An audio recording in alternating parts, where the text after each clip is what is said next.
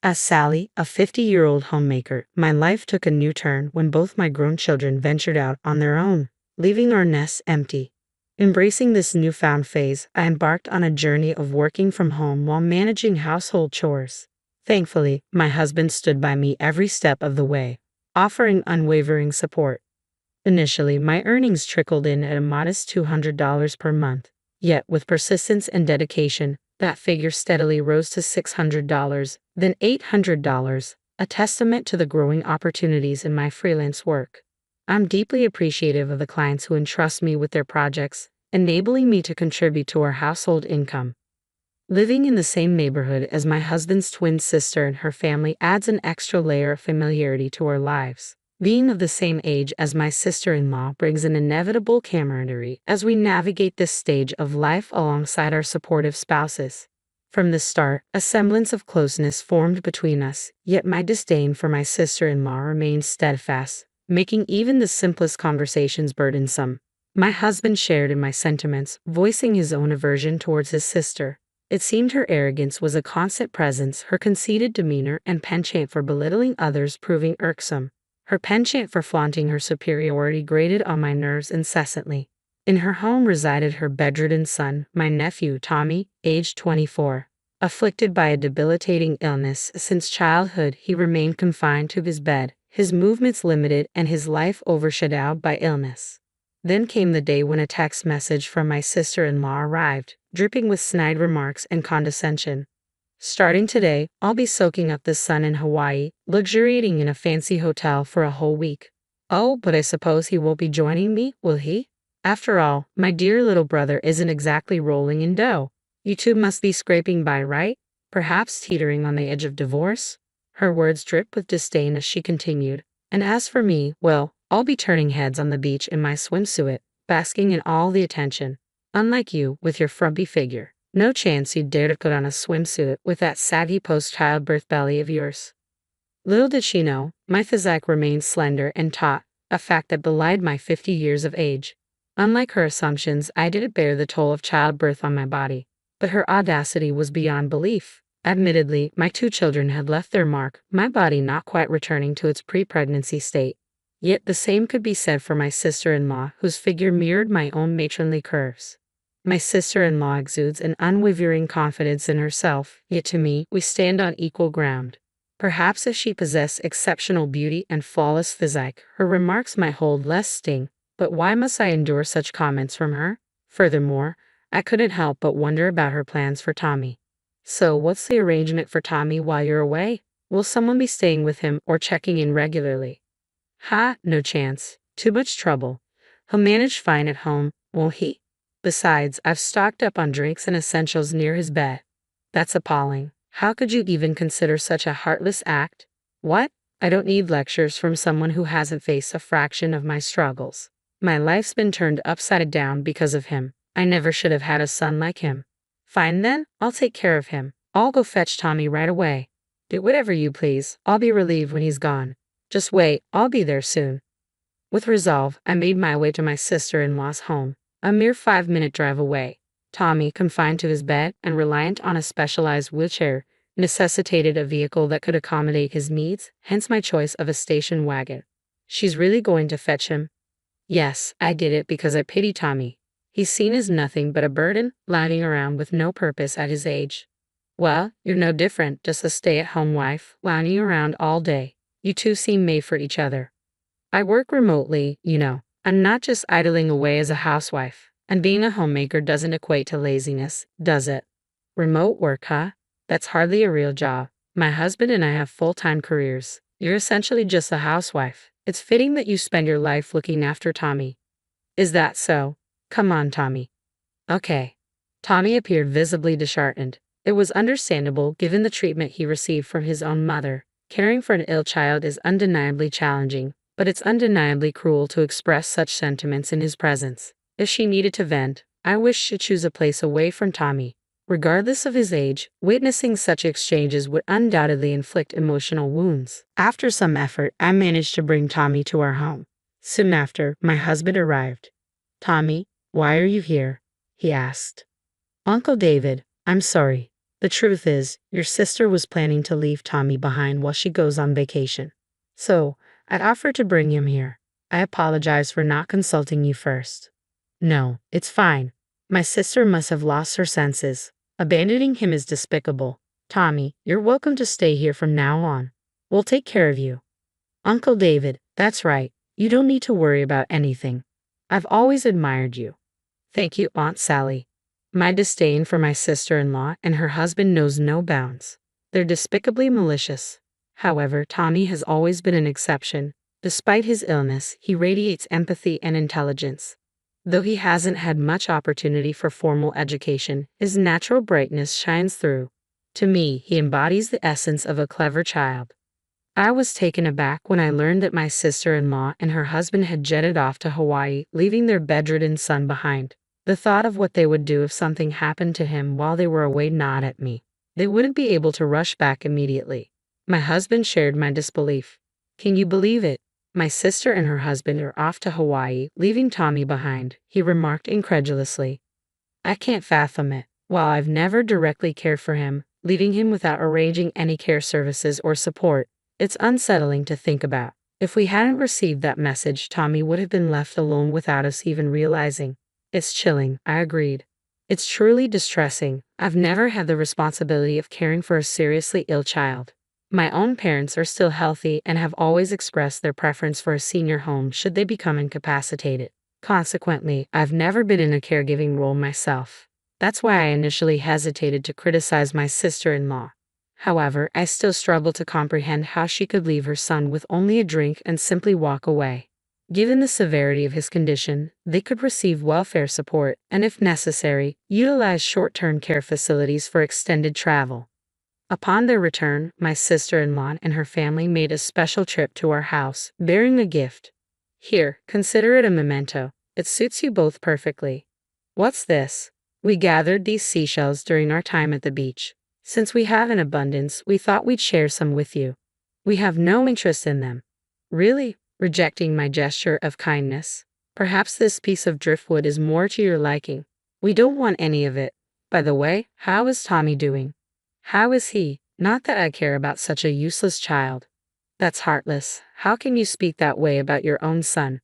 What do you know? It's devastating to have given birth to him only to discover he has a serious illness. I want back every penny I've spent raising him. You can only say that because you don't understand the weight of raising a child like him. Oh, really? So, about what you mentioned earlier about leaving him with us. Are you suggesting we adopt him? Do as you wish. Who would willingly adopt a child like him? Are you serious? It's not a joke. I mean it. With that, I shut the door and my sister-in-law and her husband departed. My husband and I made the decision to formally adopt Tommy as our own. And so, Tommy became a cherished member of our family. Despite the initial shock of being abandoned by his biological parents, he gradually found comfort and happiness in our home. Though confined to his bed, he found joy in using his hands to navigate tablets and smartphones while lying down. One day, Tommy seemed particularly content. Hey, guess what? My work is getting published in a literary magazine. Wow, that's fantastic. Which magazine? I have been writing novels as a pastime since I'm bedridden. It's pretty much all I can do. It's a bit of an embarrassing hobby, though. No need to feel embarrassed. Writing is a wonderful hobby. Mind if I take a look? Sure, this is the first one I finished. Intrigued, I settled down to read the short story Tommy had penned. It was beautifully crafted and deeply resonant. This is incredible. I'm speechless at how good it is. Words can't really capture how I feel. I just tried writing on my tablet, and surprisingly, it was well received. So, I went on to write a medium-length story, and this one too. It got published in the magazine. I had no idea you had such talent. I shared it with my husband, an avid reader, who was equally impressed. This is phenomenal. It has a pure literary essence. Yeah, I'm inspired by Fitzgerald and Hemingway. I also admire Dostoevsky and Sosky. Ah, that explains the tone. It evokes a sense of melancholy. The authors you mentioned often explore sorrow and tragedy in their works. Thank you. That's what I strive for. And so, Tommy's novel was slated for publication in hardcover. Opting for a pseudonym, he chose to go by the name Scott Weil as the author. The inspiration behind the name was derived from F. Scott Fitzgerald and Herman Hesse's Beneath the Wheel. with Scott representing Fitzgerald and Weil from Hess's work. Before long, the book by author Scott Weil became a sensation, flying off the shelves of bookstores at a remarkable pace. Witnessing his books garnering a dedicated section in the local bookstore filled me with immense joy. Then came the astonishing news. Tommy won the Pulitzer Prize. I've won the Pulitzer Prize. That's incredible. Your hard work has truly paid off.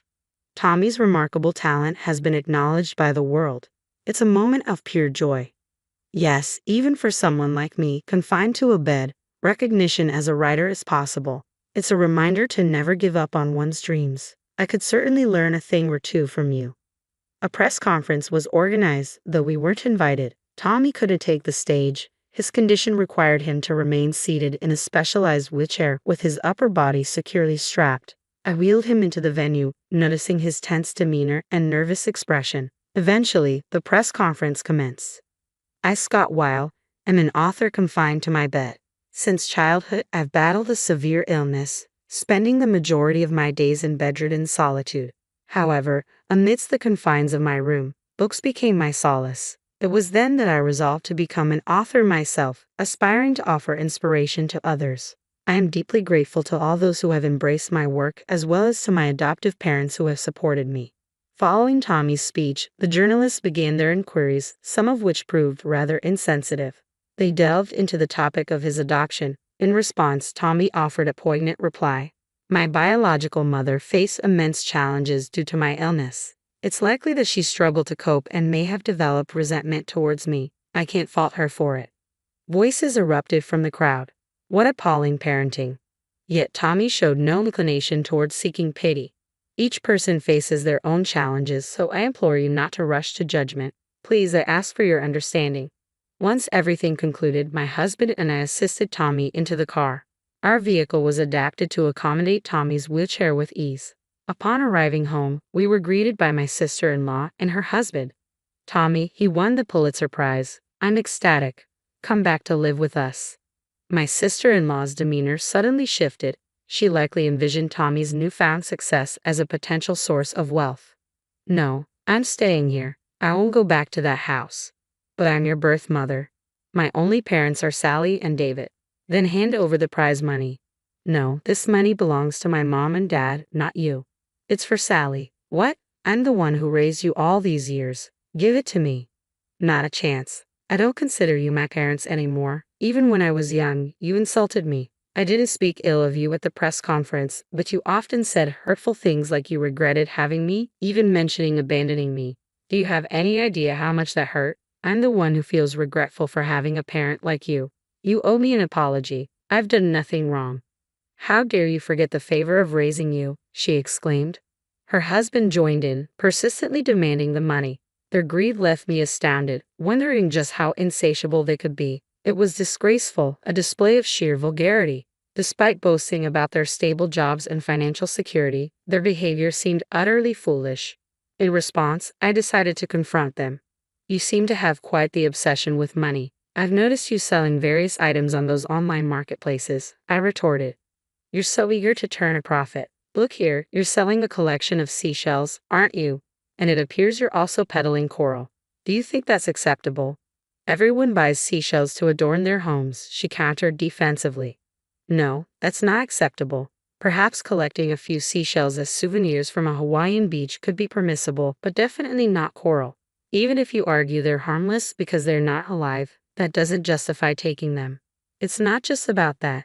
Both seashells and coral play crucial roles in forming the beach ecosystem. Even if the coral is no longer living, it's still not appropriate to remove them. This is even stated on Hawaii's official website. I suggest you familiarize yourself with Hawaii's fishing regulations. You'll see it's not permissible, and you may even face fines for such actions. What? No, I refuse to accept that. Well, considering you're selling them online, it certainly appears malicious, so I'll be reporting you. We're going inside now. Goodbye. No, please don't. I'm serious. You'll get caught for sure. I won't hesitate, I warned sternly. With that, we promptly retreated into our home. Without delay, we contacted the authorities. While collecting a few seashells might seem harmless, the sheer volume being sold on the online marketplace by my sister-in-law was alarming. It raised suspicions of potential poaching activities. Despite her possibly believing it was permissible to take Coral as long as it wasn't alive, ignorance could have serious consequences. Of course, I also reported her on the online marketplace. Although I only became aware of the situation yesterday, I saw it as fitting payback. Since then, my sister-in-law has faced consequences involving the police and paying fines. I hope this serves as a wake-up call for her to recognize the seriousness of her actions and reflect upon them. Since then, my sister-in-law has ceased visiting our home. Perhaps she fears I may take further action against her. Personally, I have no intention of retaliating unless provoked. However, I prefer to avoid interactions with my sister-in-law. So I'm grateful for the distance she's maintaining. I hope she continues to keep her distance indefinitely. On the contrary, I'm balancing caring for Tommy while working remotely from home. Fortunately, I have assistance from a caregiver, easing the burden of responsibility. While tending to Tommy's needs can be challenging due to his bedridden condition, I find solace in simply being by his side. My priority now is ensuring Tommy can continue writing novels without worry. I dream of his works gaining widespread recognition globally. Even our children have become avid fans of Tommy's novels. With their impending return home, I look forward to cherished moments spent together as a family.